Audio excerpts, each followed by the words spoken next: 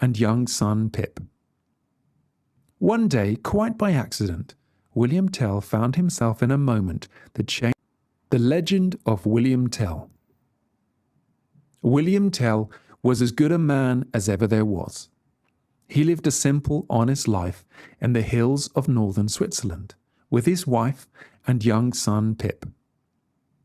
One day, quite by accident, William Tell found himself in a moment that changed the lives of many around him. William's skill with a crossbow was legendary, and he would put it to good use, hunting wild animals and birds, which he would sell to the butcher in the small valley town of Altdorf. I should mention that Switzerland was ruled at that time by a man named Herr Gessler. He was not liked by the people, for he cared. Robin Hood.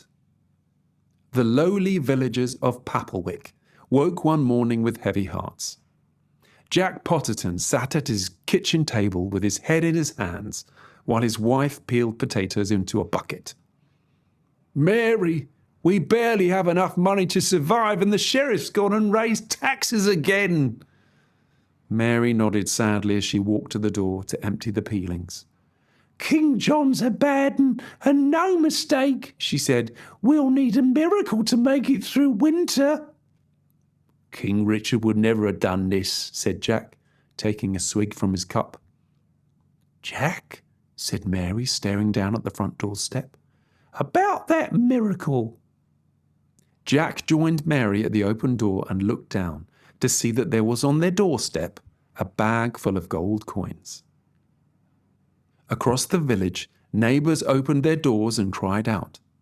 5 of the sheriff's horses grazed on the village green, and on every doorstep was a bag of gold coins. "God bless Robin Hood," said Mary happily.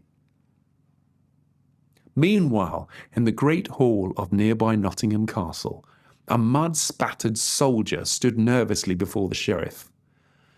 "Right, so tell me," demanded the sheriff, "just how exactly Robin Hood single-handedly disarmed 5 guards before stealing my money and my horses,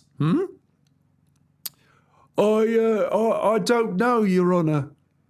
The sheriff paced back and forth.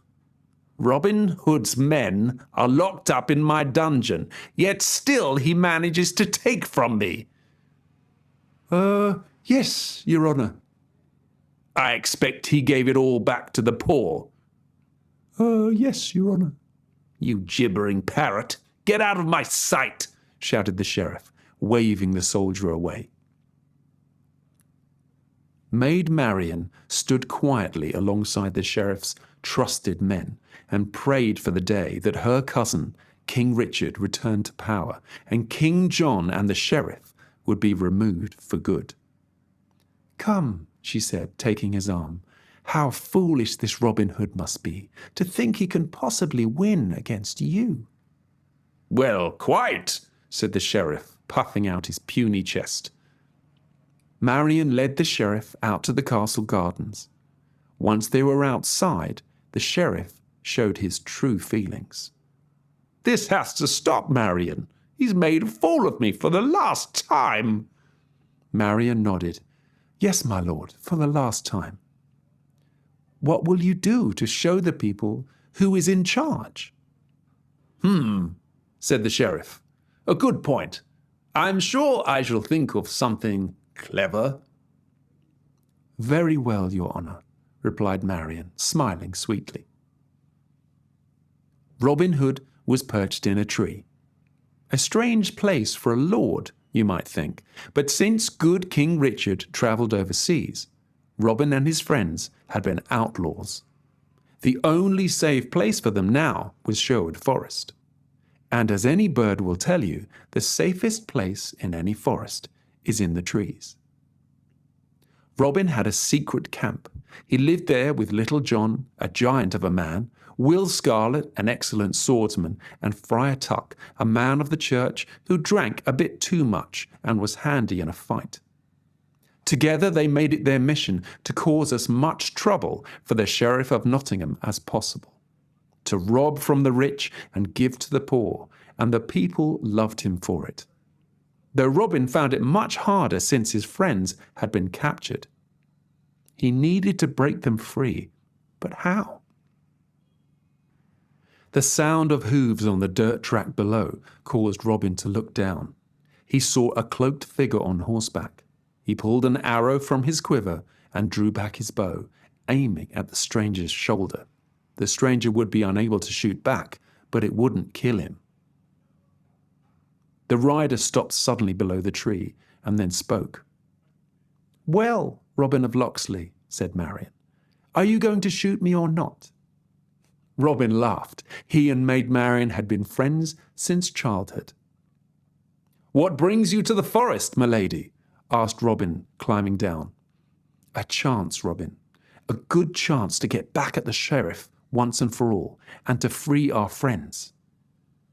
"Excellent," said Robin. "What are we waiting for?" Marian offered her hand, and he took it and pulled himself up behind her on the horse, and off they rode to Robin's secret hideout to devise a plan. Meanwhile, the sheriff had been busy. Posters had been sent to all the local villages saying that Robin Hood's men would be hanged in the castle square at 12 o'clock the following day unless Robin turned up and handed himself in. The sheriff had taken Marian's advice to show the people who was in charge. It was the morning of the hanging, and Robin's friends were led from the dungeon up the stone steps to the courtyard where the gallows had been set. There hung ropes for Little John, Will Scarlet, and Friar Tuck on a wooden stage at the end of the courtyard. People had come far and wide to see what would happen. As the clock neared 12 and there was still no sign of Robin, the Sheriff of Nottingham took to the stage alongside the three men about to hang. "Well, it seems your friend Robin of Locksley is nothing but a selfish coward." Some of the crowd booed and jeered. "Why are you booing me?" the sheriff shouted to the angry onlookers. "I gave him the chance to save his friends, so who's the hero now? Honestly, there's no pleasing some people." Then a cloaked figure walked to the stage. "Who the devil are you?" said the sheriff. The figure took off the hood, and it was none other than Robin.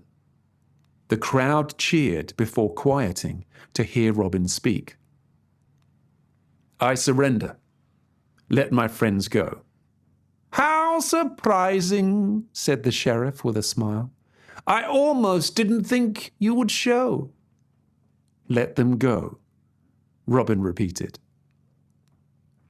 The sheriff laughed loud and long. "Oh, did you really think I would let any of you go free?" Robin smiled. "Sheriff, did you really think I would trust the word of a liar?" The sheriff moved his hand to his sword and called out to his guards, "Hang them all!" The guards ran forwards, but Robin was too quick. He threw off his cloak to reveal a sword in each hand and expertly sliced through the ties around his friends' wrists. He threw a sword each to Will Scarlet and Little John, who fought off the guards while Friar Tuck chased after the sheriff. "Oh, no, you don't!" shouted the friar, holding the sheriff in a mighty bear hug. "Let me go, you absolute horror!" shouted the sheriff. Time seemed to slow down to a stop. Everyone froze. The sheriff's men had their arrows